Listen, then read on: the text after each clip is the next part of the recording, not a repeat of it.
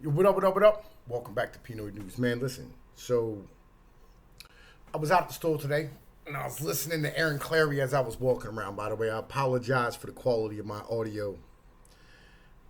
I don't know. I don't know why it's so bad coming out of the microphone or out of the headphone things. I don't know what the hell's going on. It'll be what it is, right? Because everything seems like it's stupid low for like no reason other than the fact that like it's dumb.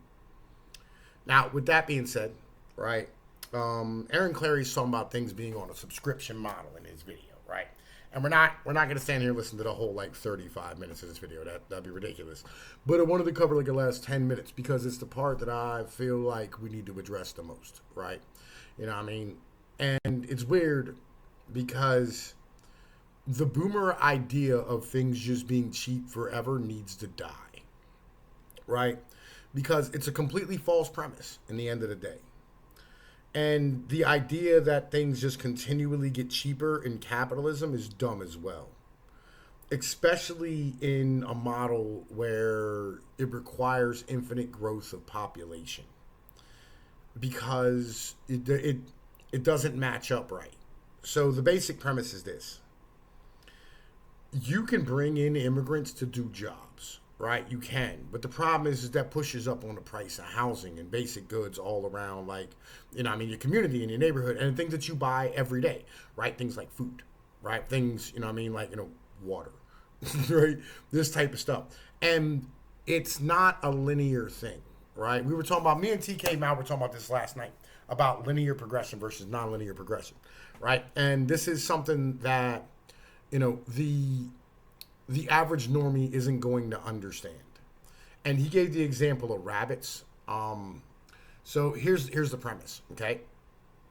So in order to reduce rabbit populations in an area, what you sometimes have to do is add more rabbits. Seems weird, right? But like what you do is you add more rabbits in the fall, and then foxes are able to, like, foxes and cats and whatever else hunts, rabbits are able to survive better over the winter and they reproduce, and then it wipes out the rabbit population next year. Right? Non-linear progression, these type of things. I'll give you another example. So when you talk about production, right? Say like you're making apples, right? You're picking apples and you're washing them and you put them in packages and then sending them away, right? Now, you'd have one guy can maybe produce 10 apples a day, right? For round number sakes, right? Now, if you hire 100 guys, right, that doesn't mean you're going to produce 1,000 apples a day. You might end up producing 10,000 apples a day. Now, and on the same level, when you have people shortening up, when you have less people in the market, right, where back in, like the 1920s, you had, 90% of the males in the workforce, and today you only have 60%. That's a bit of an issue. Right? And even like 30 years ago was much different than it is today. So the idea that production is going to stay the same with a shrinking population or it's going to be like linear on the way down, it might go from like your ability to produce, a million things to only being able to produce 100,000 if you lose 10% of your workforce. Right? And that's not linear. That's not a linear, drop. So these are the type of things that like you have to keep in mind when you think about like the prices of stuff, right? So with that being said, right, I want you to understand something, right? This here is the cost of food over time. And I'm gonna silence my thing out real quick, right? So like the thing is like we're paying way less than we ever paid, and I know this doesn't come up till now or whatever, right, for food, but the prices are going to go back up as the cost of labor in other places goes higher. So for instance, when you have the cost of labor in China has gone from, on average like $4 an hour, $1 an hour to like 10 to like 5 or 6 or 7 or 8 or 9 now at this point, right? And then the cost of labor in Mexico went from, like $1 an hour to, I think where we at right now. I think we're at like $5 or $6 an hour at the moment, right? Or 7, right? Why would you come to America and pick fruit? Why would you do this? Right? And then on top of that, why wouldn't immigrants just stay in Mexico if you can make 10 or 11 or $12 an hour at a plant in Mexico and have a much lower cost of living? This is an important thing to understand, right? Is that like, we're not going to have the same amount of production that we had before, so the cost of goods are going to go up. You know what I mean? And this is an important premise to understand. So let's, let's get to this video, you know what I mean? We're going to talk about it.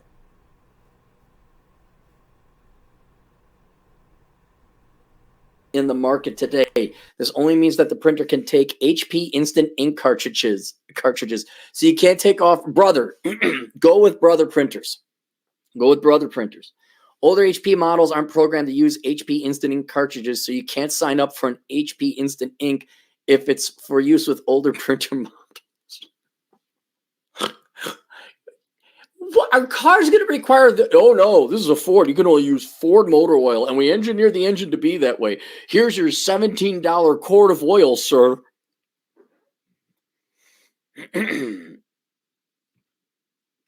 It goes on and on. Does the HP program work? Instead of buying and owning a cartridge outright and printing when needed, Instant Ink requires that you pay to print a predetermined amount of pages each month, depending on the package you choose. Oh, I'm going to start with the HP guy.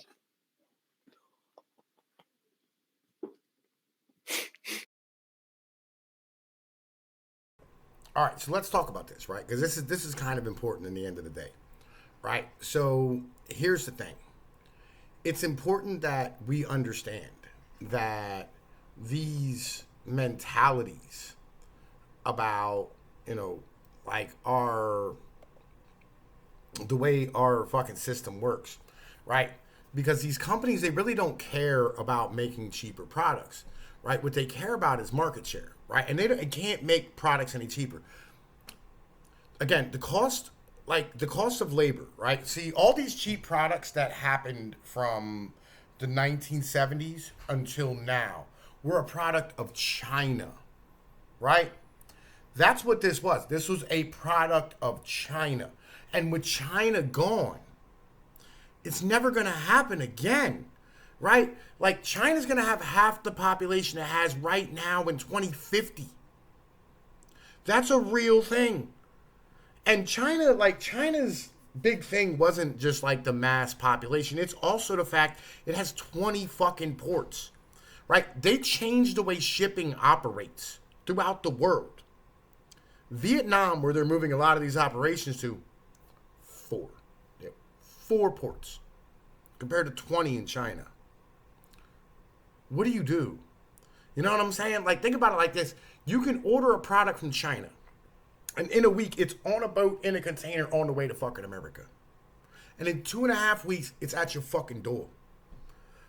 That is crazy fucking shipping. That system can't exist without cheap labor and mass quantities of it.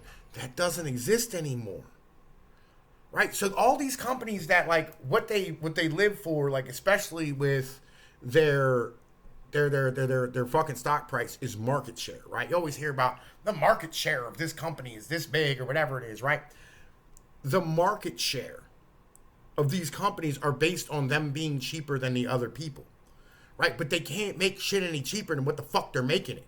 You get back to that graph I just showed you with the food. You cannot make shit any cheaper than what the fuck it is you're making it right now, right? This is just the reality of things. This is how, like, numbers work, right? So, like, what they're going to do, they're going to, like, listen, so we can't raise our prices because we'll lose market share and people will stop buying our fucking shit and the whole thing will collapse, right?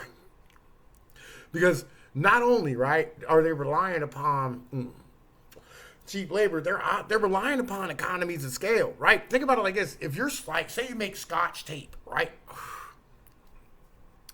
And your entire business model is set up off of selling 10 million fucking rolls of Scotch tape a month, right? And then you have to raise your prices of Scotch tape because, like, the cost of inputs and fucking labor went up, fucking 40%, right? What happens? Like, what do? You can't raise the cost of your fucking goods 40%. People will buy less of it. Now, all of a sudden, they buy 30 or 20% less. You got to shrink down your workforce. Now, here's the thing. Your workforce is already as lean as it can go. right? And I'm not talking about like get away from the corporate office ideology, right? Because you can get rid of a bunch of corporate shit, right? But like, yo, you can get rid of all those corporate people that don't matter, right? All the HR nonsense, whatever, blah, blah, blah, diversity nonsense, right? But like you're relying upon them because that's where your fucking tax credits come from. So you don't have to pay as much taxes. But if you have to get rid of 20 or 30% of your, you know what I mean, like actual workforce that does production, you run 3 shifts, or at least 2, 2 12s, 3 8s, right? You get rid of 30%. Now you can only make 30% less. And it might even be less than that because guess what? You ain't got no shipping department at night. See what I'm saying? Like, yo, all these problems, it's not linear, right? Now you're down to like, I'm at 50% capacity. So now the cost of your shit gotta go up further because now you're going to make half of it. You can't drop your price because the input cost is what the input cost is. Like, what are you going to do? And it's not just like, you know, man, listen, we make this rolls of tape here, or we make all this stuff in-house. It's not like they don't have vertical integration in every warehouse or every factory. No. Like, the fucking, the goddamn plastics made here, the fucking tapes made here, the fucking cartons made here, all this shit shipped here, and then made, and then assembled, and then put into a box, and then sent out. Right? These are all in different factories. Like, again, this is, you know, the whole thing is fucked. The price has to go up. And you people are whining about it. Right? So what are they going to do? They're like, man, listen, you know what we could do? Let's do subscriptions. Let's see if they'll just pay us money, right? Just for us to exist as a brand. That's the best they can offer. You know, like, what are they going to do as a company? What do you do? When all of a sudden, like, you're in a no-win situation and you're, like, the investment class is going, well, you know, we don't really like manufacturing because it's requiring real world shit, right? Like, every investor in the world, they don't want to invest in manufacturing. I was showing somebody the other day, or, like, actually, one the other day, it was, like, fucking a year ago, right? ArcelorMittal, right, which makes steel. No debt. Made $60 billion in fucking profit. 1 year. Right? And these motherfuckers literally were trading at a 0.5 fucking multiple. Not 5, not 10. 0.5. Why? Why? Because it's real manufacturing. They don't like real manufacturing. The investment class wants upsell to electricity. They want to invest in YouTube and fucking Google and goddamn fucking Twitter. I know YouTube and Google are the same company. That's all alphabet. But like Twitter and fucking all this type of shit. Why? Because it's basically upselling electricity. Right? They want to invest in companies that don't like, are non-asset based allocations. Right? Which basically means like they don't own anything. Right? Like let's say like you're fucking Unilever, right? And you make soap. You don't own any facilities. All the facilities you own are all leased, right? All your warehouses, they're all leased. They're ran by a fucking separate security company, a separate jockey company, a separate logistics company. All your fucking people are temps. You don't own anything. You have no liabilities. There's no assets. You're not invested in the community. You hire Mexicans, right? This is what the fuck you do, right? Because that way, all your investments, right? Real shit, again, like literally, all your money's made on the margins. Everything is fucking margins in the end of the day. You don't have any upfront cost. And if you want to leave, you can close shit down, you can readjust. This is how these companies are operating.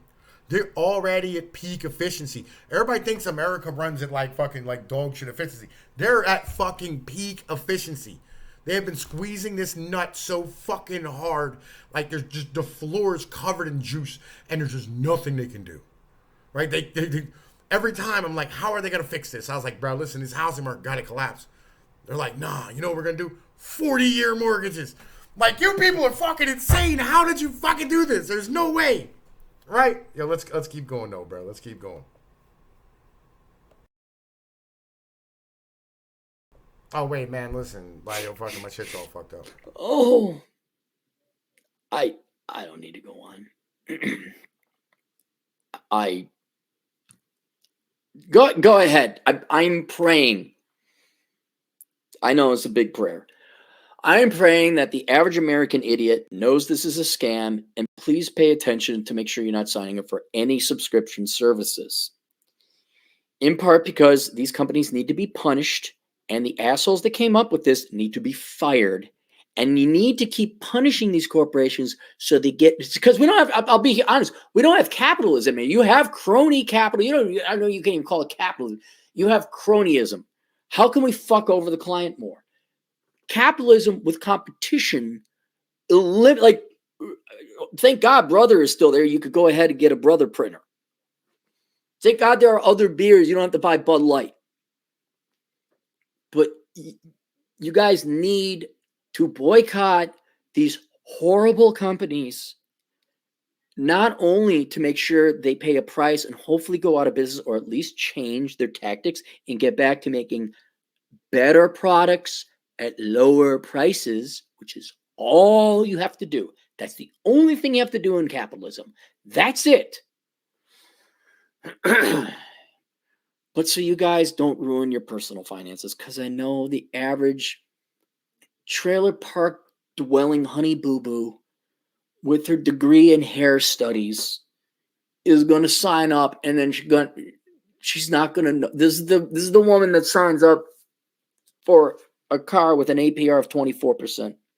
These are the people. And I can see it. This is one of those things where I'm like, that's dangerous.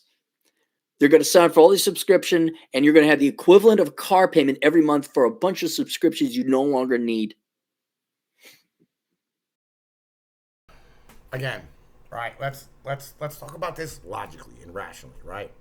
Because it's kind of important to have these conversations rationally.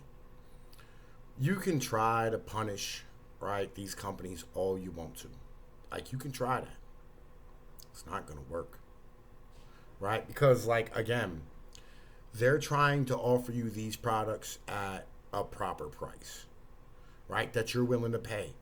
Because this type of guy right here isn't willing to admit that, like, the system doesn't work.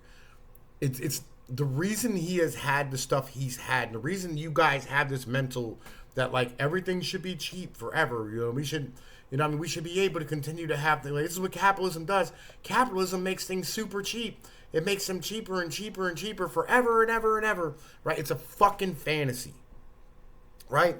Things aren't always going to get cheaper. That's not how it works, right? Because inflation's a thing, right? The cost of goods is a thing. Like, the premise of, how do I put this?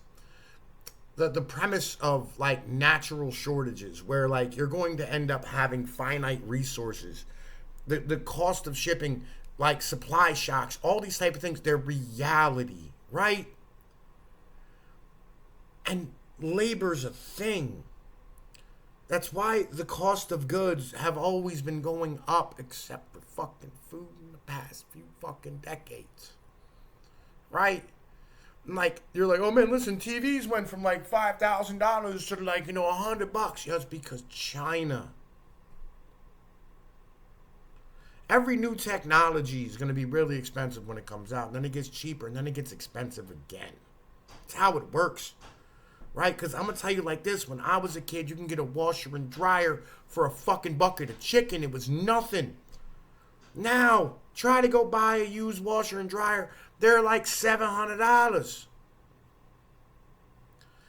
This technology is expensive when it comes out. It gets cheap, and then it gets expensive again. It's how it operates. It's how all these things operate. But you just expect them to be fucking cheap forever, right? But the problem is like, eventually it gets down to the point where you have to have skilled labor to make these type of things, and people have to get paid. People have to be able to pay their fucking bills. Families relying upon fucking durable goods. For fuck's sake. Like, you should feel bad. I should feel bad for using this computer and this phone. That costs, I pay a lot of money for these fucking things because I'm retarded. And I'm fucking buying things on credit because I'm stupid, right? Because I need them at the second. I don't have the ability to save, right? But, like, real shit, again, you should feel bad Right, about the fact that like the person who made your technology got paid like shit, and you're like, man, listen, like, yo, it's good for them because da da da da da. Is it? Is it really? Because most of us kind of want to go back to the farm at this point. Most of us kind of want to go back to a simpler life because this shit's fucking dumb, and it doesn't, like, nobody wants to be part of this fucking rat race. This is just the reality of things. Right, hang on, we're gonna keep going with this dude.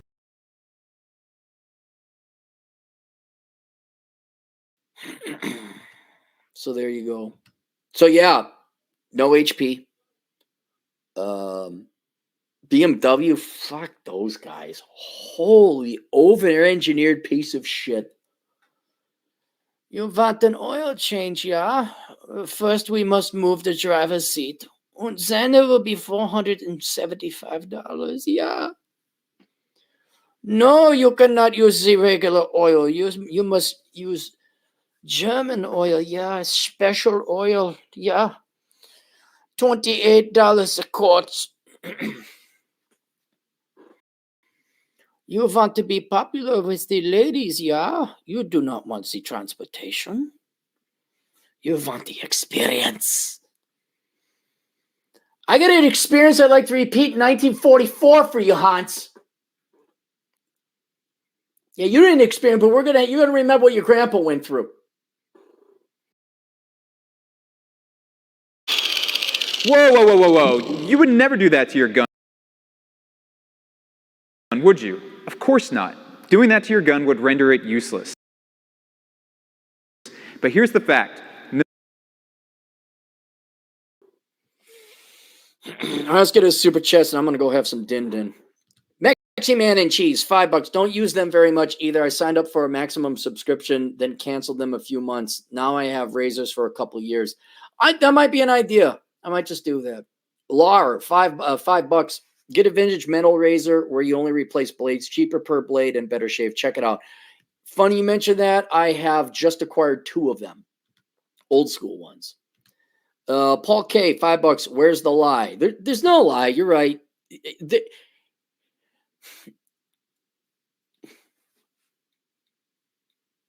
I'm trying to make it so the U.S. doesn't collapse tomorrow. I want to get out of here, or at least have property overseas. Then it can collapse. Then it could go to shit. But it also grinds my gears. You got these cocksucking motherfucking corporate assholes who do this. I'm like, they need.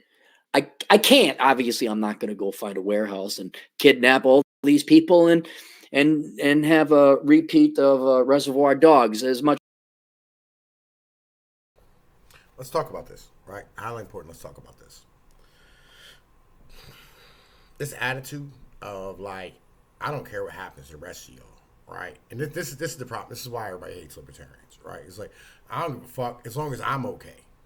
It's so stupid. It's so stupid.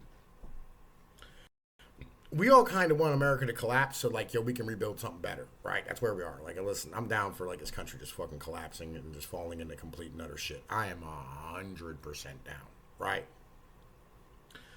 But like, he's like, no, I don't want it to collapse while I'm here. Let me get some property overseas so I can leave, and then like I'll be cool.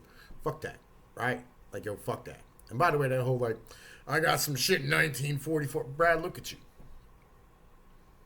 Look at you. Yo, and I'll be honest, you don't look healthy. I'll be real with you there, Cappy. You are not looking super healthy, man.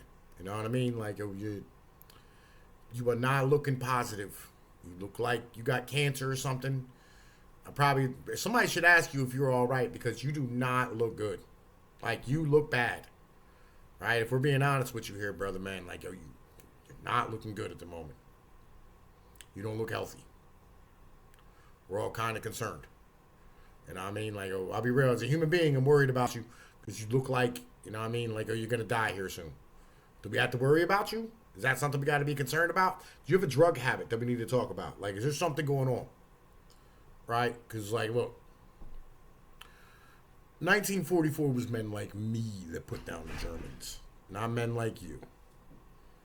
Men like you were 4F. I was 1A. I'm probably 2A. Probably. right? Because injuries from football, but still. Yo, anyway, look, man, I'm Tom Peters of Pnoid News, man. I hope y'all enjoyed this. I'm going to holler at y'all later. I'm going to get the fuck out of here.